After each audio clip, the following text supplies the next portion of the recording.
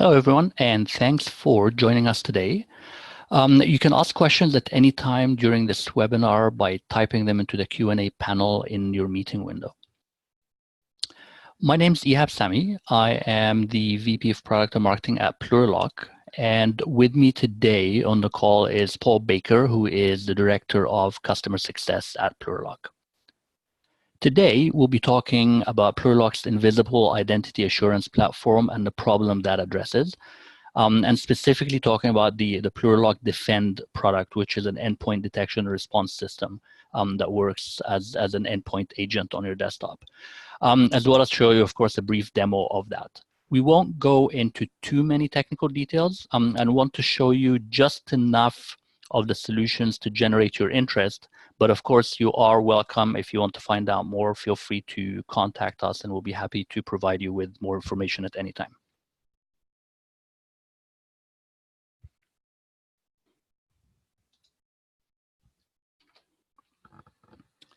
Now, to start off, we'll be discussing what the problem statement is.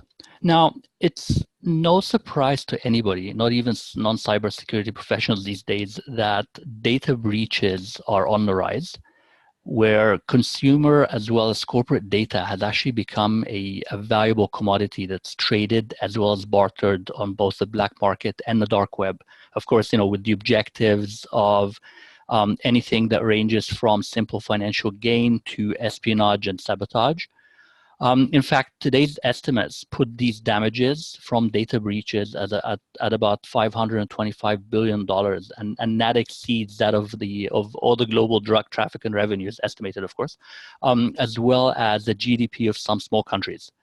The interesting thing, though, is that this number is higher than all the revenues of all the semiconductor companies combined. So the underlying technology that enables this is nowhere near that kind of revenues. And it's not going to get any better. In fact, it's estimated to be 1,000 times more damaged by the year 2021 as we become more dependent on technology and as data and information becomes more and more valuable. And we give even more of our information to the technology solutions because we are finding a lot of convenience that we generate out of it. So it's definitely not going to get better. And 6 trillion by 2021 is a huge amount of growth for that industry to just be ignored from a data breach perspective. Now, data breaches essentially are the pot of gold at the end of the black hat rainbow. Everyone wants to get to that data so that they can steal it. And they use a variety of means, of course, and ways to get there. However, there is one thing that is common across most data breaches, and that is 80% of them start off with stolen passwords and user IDs or stolen credentials, meaning that somebody at some point got a hold of someone else's username and password and started their attack that way. It's fair, of course, that the hacker will get all the information that they need from the first set of credentials that they steal. So, of course, they use other means such as lateral movement and a whole bunch of other ways to, after gaining the initial access, of using the stolen credentials to actually move around and find other ways to get to the information that they need. But the fact remains is that identity threats are a key factor in breaches because they all do start off with stolen credentials. This, of course, is partly because most of the existing cybersecurity solutions depend on what we call point-in-time checks to authenticate their users. So checks that are not continuous. So think of a typical workday where someone logs into the workstation. In a more secure environment, they might use PKI or CAC cards, for example, to log in, along with a PIN code or a password with their user ID and password. Once logged in, or even while they're logging in, as well as after they logged in, they might be prompted for some kind of second factor authentication, depending, of course, on the applications that they're trying to access. On top of that, of course, some of the applications may require extra levels of authentication, depending on how your organization has set things up, of course. And that user may have to log in again or use second factor authentication again or some kind of or a PIN of a password. And this is usually referred to as step-up authentication. which essentially is used to access more secure applications once the user is logged in. The interesting thing about all this is that, again, they're all just point-in-time checks, and that still leaves 99% of the work unprotected, or of the session unprotected, simply because between each additional point-in-time authentication, the workstation is completely open for others to use, for any remote desktop connection to log in and connect to it, or even a malicious USB stick with some script on it, for example, can do some damage, which will be because the session is opened and there is no protection at that point. All the protection has already been done.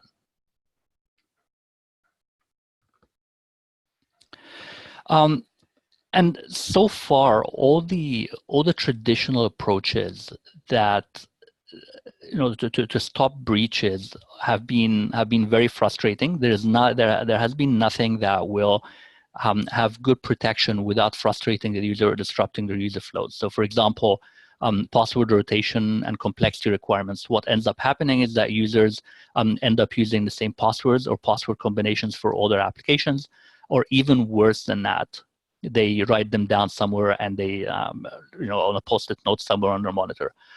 Biometrics, of course, they go a little bit better, or are a little bit better than password rotation. Some passwords, however, they do require expensive hardware, and you do have to have that hardware in order to make sure that it works, as well as some integration work that needs to be done to make that work.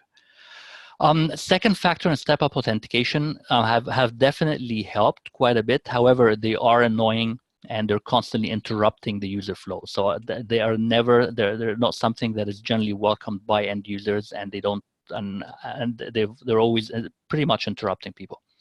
And on top of all that, the main session is still left exposed for anyone to use. So again, all of these are just point-in-time solutions, and and afterwards it's impossible to attribute any actions, for example, to anyone. So it's hard to tell, for example, if somebody has logged in, who is using that workstation, if it wasn't the actual authorized user for that workstation.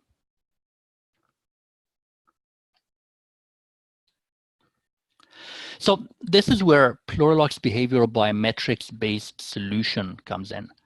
What we do is that Plurilock provides full session protection, meaning continuous protection. It's not just point-in-time authentication. We're continually checking that the user on the device is who they're based on, and based on their usage pattern.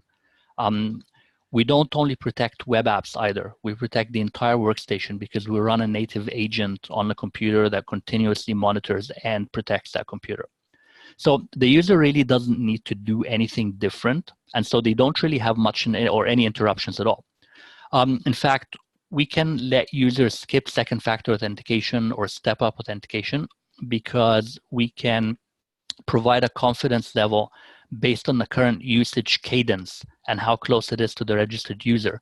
That lets you, and I will talk a little bit more about that in a few minutes, but that lets you have that confidence that this is the person who is registered and enrolled within the system.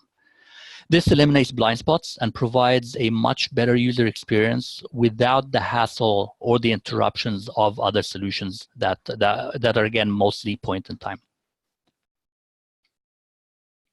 So how does it work? In a nutshell, we use the way that you type on the keyboard and use the mouse to identify who you are. You don't need to type a special phrase. You don't need to remember a password. All you need to do is just go about your day-to-day work, and Plurilock will learn that style and will learn the way that you type on the keyboard and use the mouse.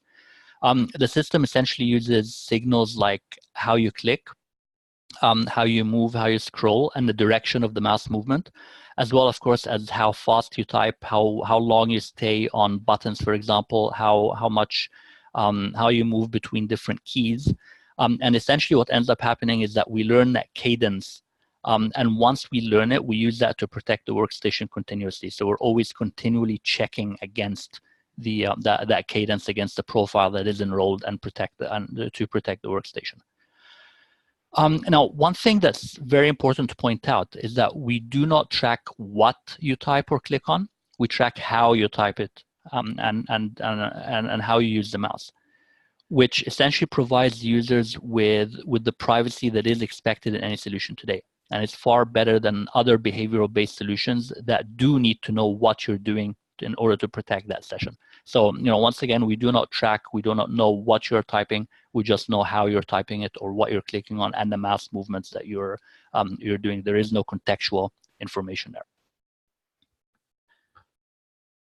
So let's jump into the demo. I will hand this off to Paul to do this part, who will show you what the application looks like.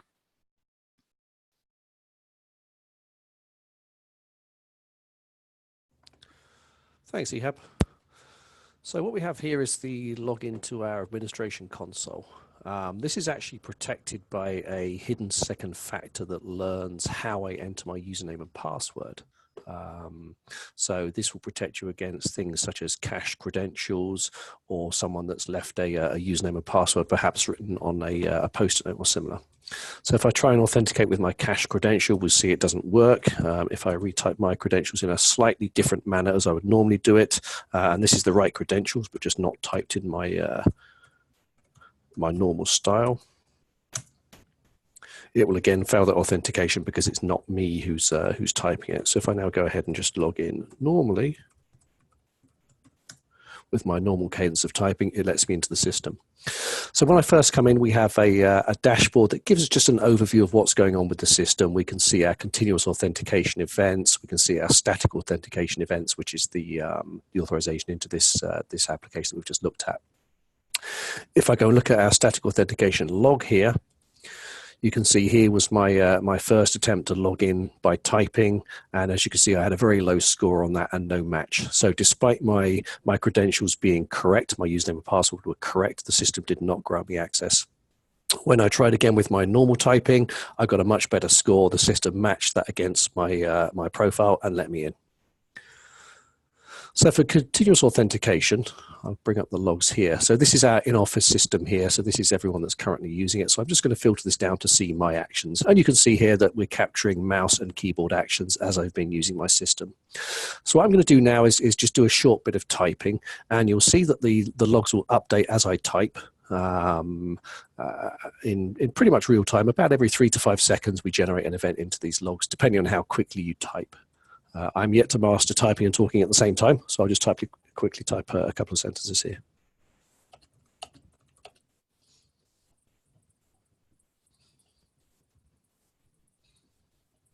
And as you see, of course, I mean, as Paul types, the logs are updated, as you see in the background.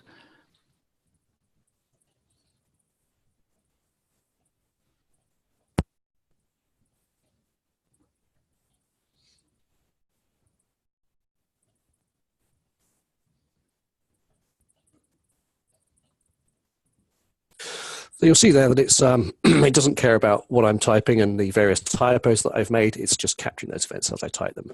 And if we look at the log here, you can see around about every 3 to 5 seconds, we're seeing these events come in. And if I go and look at my events, you can see that I have this identity score and a match decision for each of these.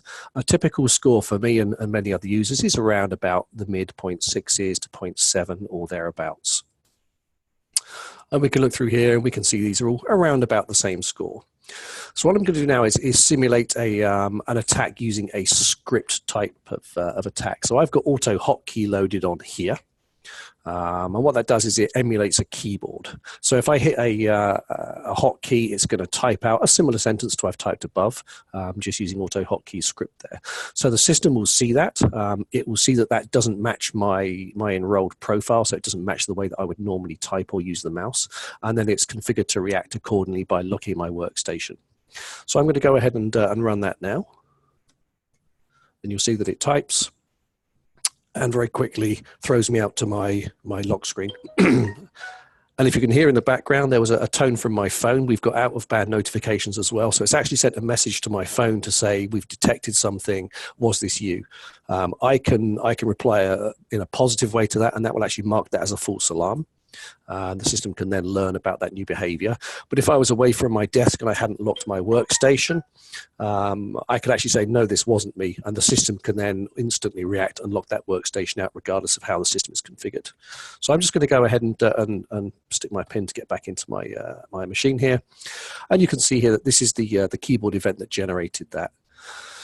So what we do is the very first time we detect something odd going on, the system looks much closer and it actually waits to capture another 2 events from the user, and then it will do a majority voting, and that is just to reduce the instance of false rejections. So we give the user an opportunity to correct their behavior and go back to their normal style before the system reacts.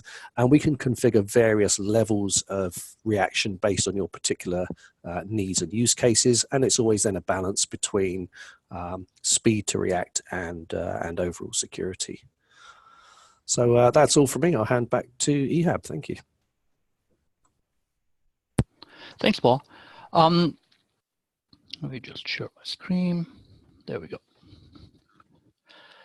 So after seeing this, what Plurilock can do, one of the natural things, or one of the natural questions that usually comes up is you start wondering how that would fit into your current environment, and how does Plurilock work with other solutions that are out there. Plurilock was actually designed to run as one of many cybersecurity tools that you could have in your toolbox, so that you can get full coverage and protection of both your endpoints as well as your environment. And because of our open microservices-based architecture, we can pretty much integrate and work in conjunction with many other systems. So an example of some of these, for example, so Plurilock can work as an additional layer of invisible authentication with identity and access management systems, or IAM systems. As well as help you skip multi-factor authentication, because we continuously know that this is the user. Our login script can also serve as a silent second-factor authentication, as you saw Paul while he was logging into our admin console for login pages. So that's very useful, and it actually works in conjunction with identity and access management systems. For endpoint detection and response systems, the majority of them identify malicious software as well as viruses and that kind of these kinds of threats. Plurilock provides an additional signal that helps these systems identify that threat. So, for example, if an EDR system suspects a malicious script, but the typing rhythm that's happening closely matches the user, then there's probably a lower risk, and we can automate that, and we reduce the risk, and therefore we may not necessarily need to act as much, and vice versa. If for whatever reason there is nothing being detected, but the typing rhythm of the user is completely different, then we can, as you saw, we can potentially take action and log out or send it to other systems. A similar scenario can actually be described for the Security Information and Event Management Systems, or SIMs, where Plurilock can send these event signals to the SIM system and allow it to make the right decision based on signals not just coming from Plurilock, but from other systems as well. So, as well, of course, as just log the information. And once this information is logged, it's very useful for compliance purposes as well within SIMs, so that you can do some kind of an attribution for different users. Plurilock can also be deployed as an additional layer for privileged access management, and can reduce user friction as well as secure the account at the same time, simply because of the fact that we are an additional layer of authentication that is continually running in the background for that specific user. So, in essence, think of Plurilock as a way to identify someone continuously while they're using the workstation, and use that information, whether separately or along with other information from other systems and signals, to make these informed decisions regarding the identity of that user. So to enforce that part, where I say we're filling in the gap, that role that Plurilock plays, I'll discuss a little bit of some of these gaps and where we can fill them. So, for example, for identity and access management solutions, these systems really only provide the login phase, or only protect the login phase of the session, and may and maybe some step-up scenarios in some cases, but in the end, that's all they do. It's a point-in-time solution, and it leaves most of the user session unprotected. Whereby Plurilock, for example, will then take over once the session has started, and it will protect the entire user session with no gaps in there. For endpoint detection and response systems, of course, they mainly protect against malware and viruses, and they look out for that kind of activity on on the workstation, Plurilock will recognize when someone else is on your workstation. So it's not just looking for malicious software, it's looking for different people. It could be completely innocent, it could be malicious, but it does cover and fill in the #1 threat vector today, that which is other people using or insider threats within the system. The other thing that we can talk about as well is user behavioral, entity and user behavioral solutions that exist out there. They generally will need a lot of data to enroll and protect users, as well, of course, as there are privacy implications, because a lot of these systems do need to know what the user is doing, not just to how the user is doing it. Plurilock actually identifies the behavioral biometrics of a user based on how the user is doing things. And because we continuously track that behavior, of course, we can react very quickly to any threats that we do see on the endpoint. So think of Plurilock in terms of these scenarios. What if you could reduce some of these frustrating password policies that you have, because you know that you have a compensating control that protects the whole session? So users would no longer have to change passwords every month, for example. You can relax that so that they can do it every 3 months or 6 months, or reduce the complexity requirements for passwords. And we all know that complexity requirements have pretty much been proven to not really be as effective as possible, or as effective as it was intended. And of course, all this is possible because Plurilock can give you more confidence during the entire session. In fact, it's giving you more protection than just passwords.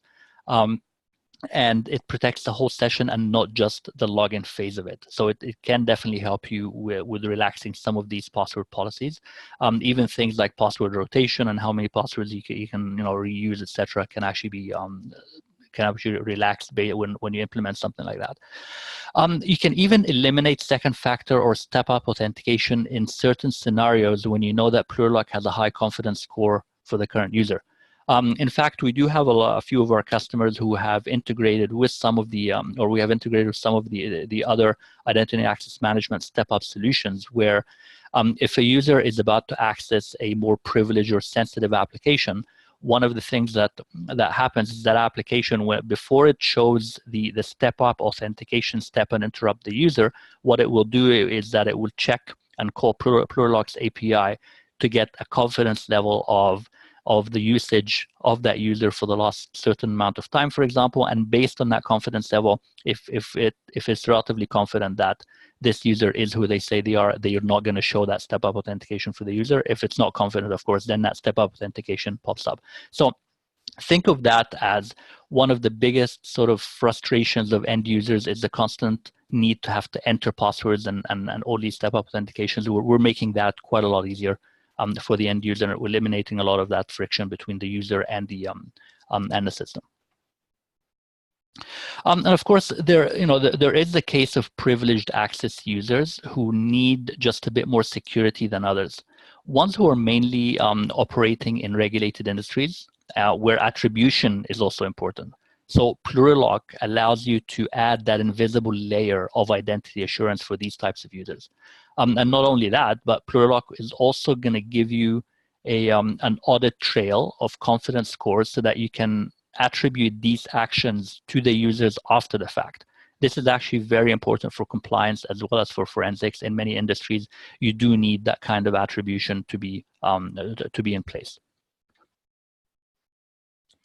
Now, one last thing I'll talk about is that Plurilock is not just for the scenarios that we mentioned, but they think of all the threats that exist out there, and these are just some threats that Plurilock can help protect against. So, for example, with stolen credentials, whether that happens through a phishing attack or a data leak or just user carelessness or any other means, once attackers get access to your credentials, they can cause a lot of harm and be difficult to detect within your network. And BioTracker will generally react very quickly when it detects anomalies in the user behavior, and it will therefore prevent that attacker from causing any damage.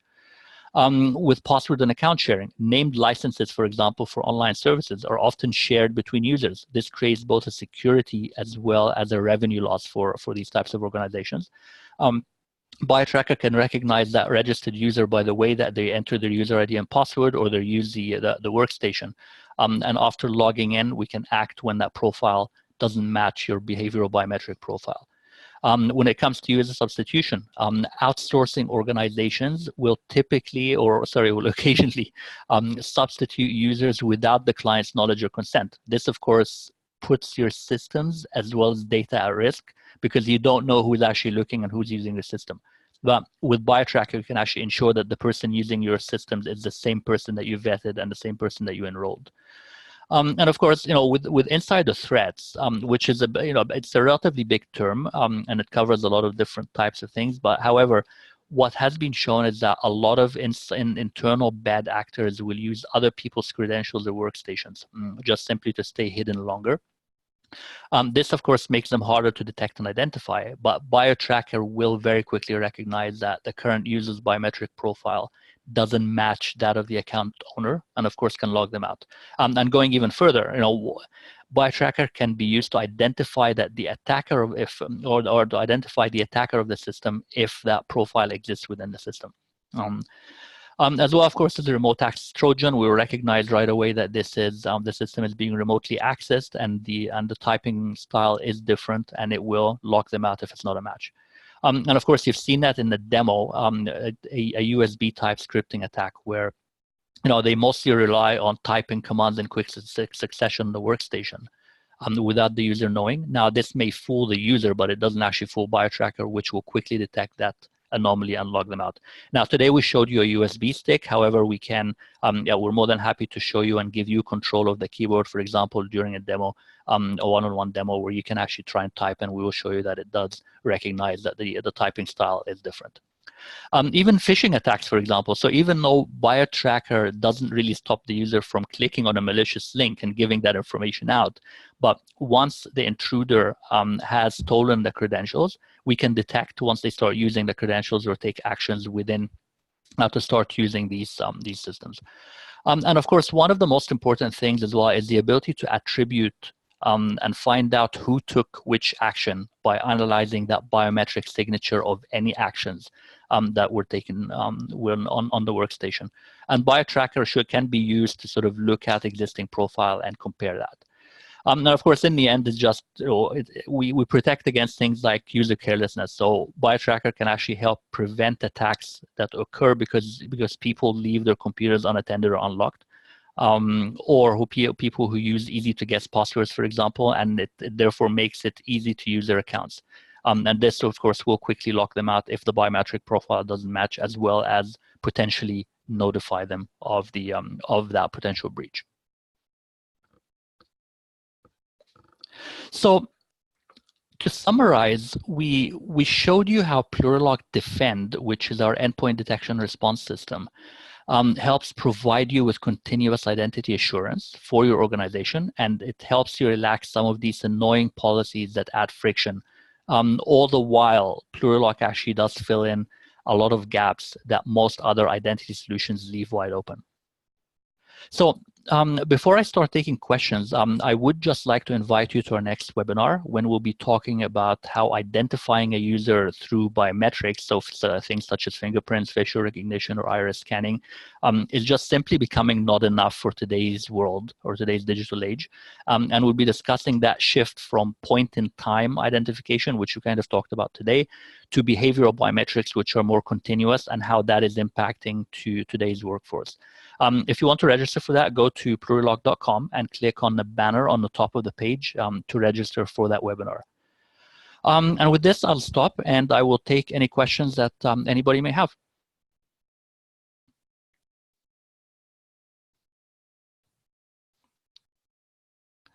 I have a question here that says, can you share a real-world example of what the user enrollment process looks like and how long it will truly take to complete their mature behavioral biometric profile for the average user? I can definitely answer that. Paul, do you want to take that, or shall I take it? Sure, I can take that one. So the keyboard for an average user, you can create your initial profile typically somewhere between 15 minutes and an hour during normal use. The mouse takes a little longer, approximately a day, again, depending on how much you use your mouse during the course of your day. It then takes probably another 5 to 7 days to fully mature that profile and get to the optimal accuracy for it. Perfect. We have another question here that says, does Plurilock work if I were typing in the different languages? I can take that one. Essentially, yes, it does. So Plurilock doesn't really care, as we said before. It doesn't know and doesn't track what you're typing. It just tracks how you're typing. So regardless of what language you're using, as you're typing, we track the time it takes you to move between keys on the keyboard, for example. So as long as your enrollment happened in a certain language, whatever that language is, or even if you're using multiple languages on a day-to-day basis, as long as your enrollment fits the typical usage profile that you do, then Plurilock will protect you and will recognize that, regardless of what language you're using or what you're typing, basically. I have another question here that says, how does Plurilock work with the rest of my security solution stack? What solutions does it complement versus anything it could eliminate? Can you share examples? Paul, do you want to take that, or should I do it? You can take that one. Okay.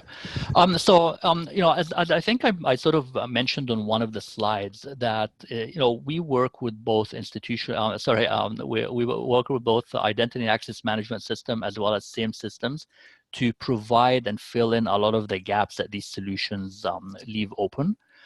So a good example is what I mentioned before for step-up authentication. So we've integrated, for example, with companies like CallSign or Duo, where instead of showing a second factor authentication to the end user, if Plurilock is confident that this is the user based on the usage pattern over the last little while, we can then we don't have to show that. So these systems will actually use Plurilock's microservices-based APIs to call Plurilock and get a confidence score from Plurilock on that user for the last little while, for example. And if that's okay, then it just doesn't show up and it doesn't actually pop up and show that more information around that. Let me see here if we have any more questions. We have outsourced our call desk and want to protect ourselves by giving continuous authentication to these remote sales agents. We have multiple sales agents sharing the same laptop. Can Plurilock support multiple user profiles using the same PC? Good question, actually.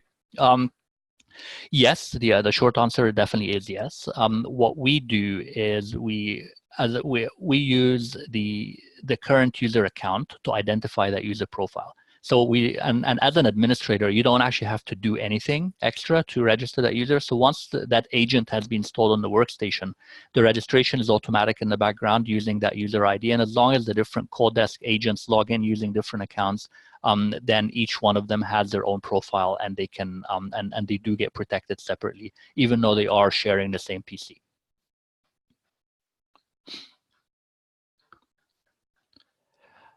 And with that, it doesn't seem like we have many other questions. I think I will end it here. So thank you all very much for attending today's webinar. Feel free to reach out or check out our website for more information, or actually to watch future or previous webinars that we have done. Thanks so much.